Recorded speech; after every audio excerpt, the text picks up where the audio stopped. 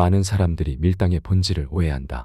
그렇기에 밀당이라는 단어를 들으면 거부감을 느끼거나 어설프게 밀당을 시도하다 관계를 망치는 경우가 흔하다. 밀당을 단순히 답장을 늦게 보내거나 관심 없는 척하며 상대를 애태우는 얕은 수싸움으로 인식한다. 밀당은 그런 얕은 심리 트릭이 아니다. 밀당의 본질은 내 삶의 중심을 잡고 내외적 경쟁력을 높이면서 상대가 자연스럽게 나를 더 궁금해하고 신경 쓰게 만드는 작업이다. 상대를 조종하는 것이 아니라 관계의 균형을 맞추고 건강한 상호작용을 만들어가는 수단이다. 남녀 관계는 서로의 가치를 주고받으며 균형을 맞출 때 유지된다. 그러나 한쪽이 상대에게 지나치게 의존하거나 반대로 상대를 당연하게 여기는 순간 균형은 무너진다. 이런 불균형은 한쪽을 지치게 하고 상처를 남기며 결국 관계를 파국으로 몰아간다. 특히 내가 상대의 연락 한 통에 지나치게 큰 영향을 받거나 상대의 행동에 따라 내 감정이 좌우되기 시작하면 주도권은 자연스레 상대에게 넘어간다. 이런 상태에서 아무리 노력해도 관계는 점점 어긋날 뿐이다. 밀당은 이런 불균형을 바로잡는 과정이다. 상대를 혼란스럽게 하거나 억지로 관심을 끌려는 조작적인 행동이 아니다. 지금부터 진짜 밀당을 하는 방법 4가지를 알아보자. 1. 기대감 버리기. 밀당은 관계에서 균형을 유지하는 기술이다. 핵심은 상대에게 과도한 영향을 받지 않는 것이다. 상대의 행동 하나하나에 내 감정이 흔들리기 시작하면 주도권은 자연스럽게 상대에게 넘어간다. 그렇다면 어떻게 해야 상대에게 과도하게 의존하지 않을 수 있을까? 의존성을 줄이는 첫걸음은 기대감을 비우는 것이다. 기대감은 관계에서 불안을 키우는 씨앗과 같다. 상대가 내가 원하는 방식으로 행동하기를 바라는 순간 실망과 불안이 반드시 뒤따라온다. 예를 들어 상대가 매일 자주 연락해 줄 것이라고 기대한다고 해보자. 하지만 그 기대가 충족되지 않으면 자연히 실망과 불안이 따라온다. 상대의 연락 여부에 따라 기분이 오르락내리락하게 되고 내 감정은 상대의 행동에 의해 좌우된다. 이렇게 감정적으로 흔들리기 시작하면 자연스럽게 주도권은 상대에게 넘어간다. 이런 악순환을 피하려면 기대감을 내려놓는 연습이 필요하다. 기대감을 내려놓는 것은 단순히 상대에게 무관심해지라는 의미가 아니다. 이는 상대에 의존하지 않고 최대한 나 스스로 행복을 만들겠다는 용기와 의지를 가지는 것이다. 예를 들어 상대가 반나절 이상 연락하지 않는 상황을 가정해보자. 평소라면 왜 연락이 없지? 내가 뭘 잘못했나? 상대가 나를 덜 좋아하는 건가라는 생각에 사로잡혀 초조해했을 것이다. 그러나 기대감을 내려놓은 사람은 이렇게 행동하지 않는다. 오히려 핸드폰 알림을 꺼두고 자신이 하고 싶었던 활동에 집중한다. 문제의 핵심은 상대의 행동이 아니라 내 감정이 얼마나 쉽게 흔들리는가 하는 점이다. 기대감을 내려놓는 연습은 이런 흔들림을 줄이고 내 감정을 스스로 다스릴 수 있는 힘을 길러준다. 이 과정은 내 심리를 더 안정적으로 만들어준다. 특히 상대의 행동에 과도한 의미를 부여하지 않는 것이 중요하다. 상대가 메시지에 짧게 답했다고 해서 관심이 식었나라며 불안해하거나 오랫동안 연락에 공백이 생겼다고 우리 관계가 끝난 건가라며 과하게 해석하지 않아야 한다. 예를 들어 상대가 바빠서 하루 종일 연락이 없다면 아, 일이 많구나, 나중에 알아서 연락하겠지 정도로 받아들이는 연습이 필요하다. 물론 이후 대화를 통해 연락이 너무 비게 된 이유는 반드시 알아야 한다. 이런 태도를 익히는 것은 처음엔 쉽지 않다. 하지만 작은 상황부터 시작해 스스로에게 그럴 수도 있지라고 말하며 연습하다 보면 점점 상대의 행동에 덜 흔들리게 된다. 이는 내가 감정적으로 독립하기 위해 꼭 필요한 훈련이다. 그러나 상대의 관심 표현이 내 기준에서 지나치게 부족하다고 느낀다면 무조건 참기만 해서는 안 된다. 이런 경우 차분하고 침착하게 내 욕구를 전달하며 소통을 시도하는 것이 필요하다. 관계의 균형은 단순히 기대를 줄이는 데서 끝나는 것이 아니라 서로의 요구를 이해하고 조율하는 과정을 통해 비로소 완성된다. 기대감을 내려놓는다고 해서 상대를 무시하거나 차갑게 대하라는 뜻이 아니다. 오히려 기대를 비움으로써 더 여유롭고 안정된 사람이 되는 것이다. 예를 들어 상대가 갑작스럽게 약속을 취소했다고 가정해보자. 예전 같으면 실망하거나 화를 냈을 상황에서 이제는 괜찮아, 나도 못했던 일을 할 시간이 생겼네라고 긍정적으로 받아들이는 태도를 가질 수 있다. 이런 여유와 자신감은 상대에게 당신을 매력적으로 보이게 만든다. 심리적으로 독립된 사람은 언제나 흥미롭고 매력적으로 보이기 마련이다. 물론 약속을 어기는 것은 신뢰의 문제이기 때문에 상대가 반복적으로 경각심을 가지지 않는다면 침착하게 경고하는 것도 필요하다. 기대감을 내려놓으려면 내 하루를 의미 있고 충실하게 채울 수 있는 구체적인 방법을 찾아야 한다. 단순히 목표를 세워라는 추상적인 조언만으로는 부족하다. 예를 들어 유튜브 채널을 시작하거나 투자 공부를 통해 장기적인 목표를 설정해보는 것도 좋은 방법이다.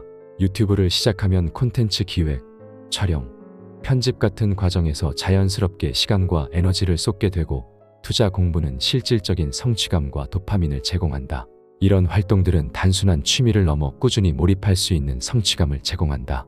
또한 친구와 함께 온라인 강의를 듣거나 독서 모임을 만들어 꾸준히 교류하는 것도 좋은 방법이다. 중요한 것은 이 모든 활동이 상대와 무관하게 당신을 성장시키고 내적으로 충만함을 느끼게 만든다는 점이다. 혼자서도 충분히 즐겁고 의미 있는 삶을 만들어갈 때 상대의 행동이 당신의 감정에 미치는 영향은 점점 줄어들게 된다. 기대감을 비우고 나면 가장 큰 변화는 평온함이다. 상대의 행동에 따라 기분이 흔들리지 않는 안정감을 느끼게 된다. 이와 동시에 상대는 당신을 예측할 수 없는 존재로 보게 되고 관계의 역학은 자연스럽게 바뀌게 된다. 2. 무기 확보. 남녀 관계는 단순히 육체적이거나 감정적인 교류에 그치지 않는다. 연애는 서로 가치를 주고받는 과정이다. 순간적인 감정은 강한 끌림을 만들어낼 수 있지만 관계를 유지하는 힘은 결국 상대가 나에게 느끼는 가치에 달려있다. 사람들이 연애에서 쉽게 휘둘리는 이유는 자신만의 패를 가지지 못했기 때문이다. 상대가 나와 함께해야 할 이유를 느끼지 못한다면 관계는 자연스럽게 상대의 편의대로 흘러가게 된다. 남녀 관계는 협력하는 팀워크의 성격도 있지만 동시에 가치 경쟁이 이루어지는 장이다. 두 사람의 가치가 균형을 이루고 있을 때는 관계가 안정적이다. 하지만 이 균형이 무너지면 관계는 금세 흔들릴 수 있다. 그래서 관계의 주도권을 유지하기 위해서는 언제든 선택권을 가지고 있는 상태를 만들어야 한다. 나 자신도 상대도 내가 선택할 수 있는 사람이라는 믿음을 가질 때 관계는 더욱 건강하고 안정적으로 유지된다. 그렇다면 나만의 무기를 가진다는 것은 무엇을 의미할까? 사람마다 자신만의 강점과 매력이 다르기 때문에 무기도 다를 수 있다. 예를 들어 뛰어난 외모는 강력한 무기가 될 수 있다. 하지만 외모란 단순히 예쁜 얼굴이나 몸매에 국한되지 않는다. 깔끔하게 정돈된 스타일, 세련된 분위기, 그리고 자신감에서 우러나오는 아우라까지 모두 포함된다. 이런 요소들은 단순히 상대의 시선을 끄는데 그치지 않고 상대가 나를 특별한 존재로 느끼게 만든다. 나만의 무기를 가진다는 것은 내가 가진 가치를 극대화하여 상대가 나를 놓치고 싶지 않게 만드는 힘을 의미한다. 상대가 내 가치를 높게 평가하게 되는 순간 관계에서의 선택권은 자연스럽게 나에게 기울어진다. 어떤 사람에게는 지적 매력이 강력한 무기가 될 수 있다. 자신의 분야에서 전문성을 갖추고 대화 속에서 깊이를 드러내는 사람은 외모 이상의 매력을 발휘한다. 이런 매력은 상대에게 도전 정신, 정복 욕구를 불러일으키며 단순히 겉모습 이상의 끌림을 만들어낸다. 다른 사람에게는 배려와 감정적인 지지가 무기가 될 수 있다. 사람은 누구나 자신을 이해하고 지지해주는 사람에게 끌리게 마련이다. 상대의 감정을 섬세하게 공감하고 필요한 순간에 위로나 격려를 건넬 줄 아는 사람은 그 자리를 쉽게 대체할 수 없는 존재가 된다. 하지만 무기는 단일 요소로만 구성되지 않는다. 진정으로 이상적인 무기는 다양한 요소가 조화를 이루는 데 있다. 외모, 대화, 태도, 자신감, 지성 등 여러 요소가 균형 있게 어우러질 때 상대에게 압도적인 매력을 발휘한다. 그리고 이 무기를 강화하기 위해 가장 중요한 것은 자신에게 투자하는 것이다. 여기서 말하는 투자는 단순히 상대를 위한 꾸밈이 아니다. 스스로의 삶을 풍요롭게 하고 자신을 발전시키기 위한 노력이다. 내가 가진 시간과 에너지를 나를 위해 사용하는 것이다. 상대에게 연락을 줄이거나 시간을 조절하는 것도 단지 상대의 관심을 끌기 위한 행동이 아니다. 이것은 나 자신을 더 독립적이고 강한 사람으로 만들어가는 과정이다. 진정한 무기는 스스로의 가치를 끊임없이 높이고 그 과정에서 자신만의 독특한 매력을 만들어내는 데 있다. 이러한 노력은 관계에서뿐 아니라 삶의 모든 면에서 당신을 더 강하고 매력적인 존재로 만들어줄 것이다. 3. 예측 깨기. 인간은 예측 가능한 상황에서 안정감을 느끼지만 반대 상황에서는 불안을 느낀다. 그리고 불안은 강렬한 호기심으로 이어진다. 관계에서도 이 심리는 동일하게 작용한다. 연인과의 교류가 반복적이고 단조롭다면 안정감을 넘어서 지루함으로 이어질 수 있다. 반대로 상대가 예측과 다른 행동을 보일 때 우리는 그 사람에게 더 큰 관심과 흥미를 느끼게 된다. 상담에 찾아온 한 고객의 사례는 이러한 심리적 메커니즘을 생생히 보여준다. 그는 자신에게 꾸준히 큰 호감을 표현하던 여자가 갑자기 관심을 줄이자 불안해지기 시작했다. 이전까지는 관계의 선택권이 자신에게 있다고 확신했지만 그녀가 예상치 못하게 무관심한 태도를 보이자 당황하게 되었다. 그는 그녀의 태도가 변한 이유를 알지 못한 채 온종일 그녀를 떠올리며 이유를 찾으려 애썼고 머릿속을 가득 채운 집착에서 벗어나지 못했다. 결국 자신이 심리적으로 열의에 놓였다는 것을 깨닫게 되었고 그녀가 이제 관계의 주도권을 쥐고 있다는 사실을 인정하지 않을 수 없었다. 이 사례는 단순히 상대의 관심을 끌기 위한 기술을 넘어 관계의 흐름을 역전시키는 예측깨기의 효과를 명확히 보여준다. 남자는 여자가 지속적으로 자신에게 호감을 표현할 것이라고 믿었다. 그녀의 감정 표현이 늘 일정할 것이라 예상했기 때문이다. 하지만 그녀가 갑작스럽게 관심을 줄이자 그는 익숙했던 패턴이 깨졌고 그 순간 혼란에 빠졌다. 불안을 느낀 그는 그 이유를 찾으려 애썼고 그 과정에서 그녀에게 더 몰입하게 되었다. 이는 단순히 관심의 문제를 넘어 자신의 통제권이 흔들렸다는 인식에서 비롯된 반응이었다. 남자는 자신이 관계를 주도한다고 생각했지만 그녀가 기대를 벗어난 행동을 보였을 때 자신감과 자존감이 동요했다. 이는 그에게 도전 정신을 불러일으키며 그녀를 다시 붙잡으려는 욕구를 자극했다. 예측깨기가 상대방의 심리를 흔들고 관계의 흐름을 재조정할 수 있는 강력한 도구임을 보여준다. 예측깨기는 상대의 예상을 깨뜨려 혼란과 호기심을 유발하는 심리 전략이다. 이 기술의 목표는 상대가 나를 다시 탐구하고 관심을 기울이도록 만드는 것이다. 하지만 이 전략을 효과적으로 사용하려면 몇 가지 중요한 원칙을 기억해야 한다. 단순히 예측을 깨겠다는 이유로 이상한 행동을 하거나 상대를 불쾌하게 만드는 것은 오히려 관계에 해가 될 수 있다. 예측깨기의 핵심은 미묘한 변화와 심리적 긴장감을 조화롭게 유지하는 것이다. 먼저, 효과적인 예측깨기를 위해서는 상대가 당신에게 익숙해지도록 만드는 단계가 필요하다. 상담 사례의 여자는 처음에 남자에게 큰 호감을 표현하며 안정된 패턴을 형성했다. 꾸준히 연락하고 긍정적인 감정을 드러내며 남자로 하여금 그녀의 행동이 변하지 않을 것이라는 믿음을 가지게 만들었다. 그러던 중 그녀가 관심을 줄이기 시작했다. 연락 빈도는 줄어들었고 반응은 이전보다 덜 따뜻했다. 이 미묘한 변화는 남자에게 큰 불안을 일으켰고 그는 그녀의 변화 이유를 찾기 위해 더 자주 생각하고 더 적극적으로 연락을 시도하며 그녀를 쫓게 되었다. 예측깨기는 상대가 당신을 당연하게 여기거나 관계에서 안정감을 느끼는 순간 가장 효과적으로 작동한다. 하지만 이 변화를 극단적으로 만들면 신뢰가 깨지고 관계에 균열이 생길 위험이 있다. 예를 들어 갑작스럽게 연락을 완전히 끊거나 지나치게 냉담하게 행동하면 상대에게 불쾌감을 줄 수 있다.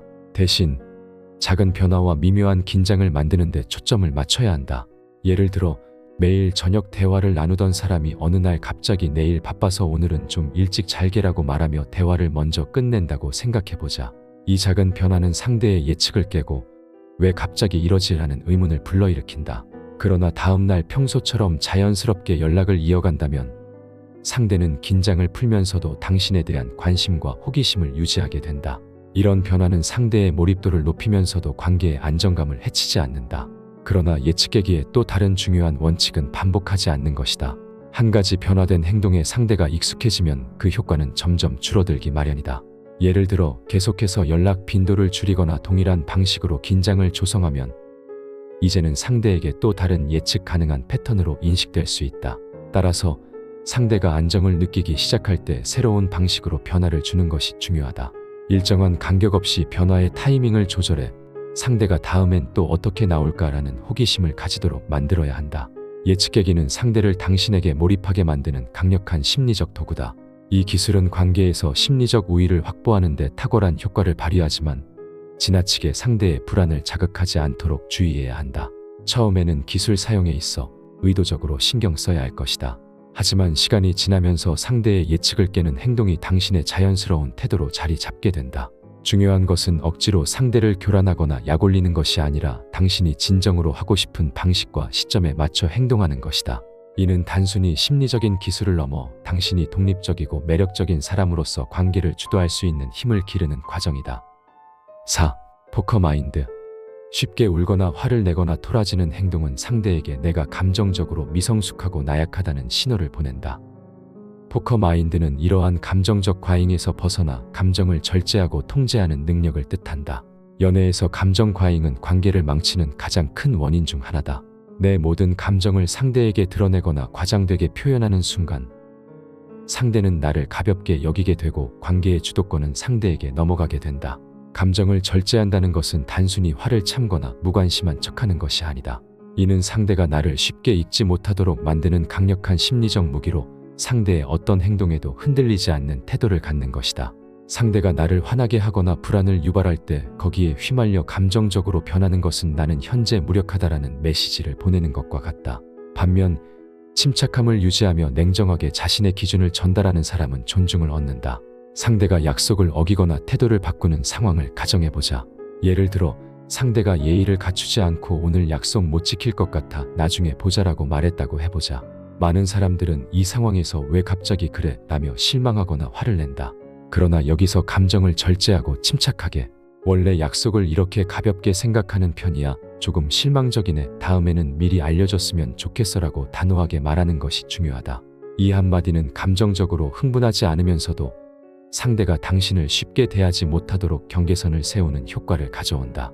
만약 내가 예전처럼 화를 냈다면 상대는 나의 감정적 반응에 집중하며 자신이 관계의 주도권을 쥐고 있다고 느꼈을 것이다. 감정을 절제한다는 것은 단순히 감정을 억누르는 것이 아니라 상대에게 명확한 기준을 전달하면서도 흔들리지 않는다는 메시지를 주는 것이다.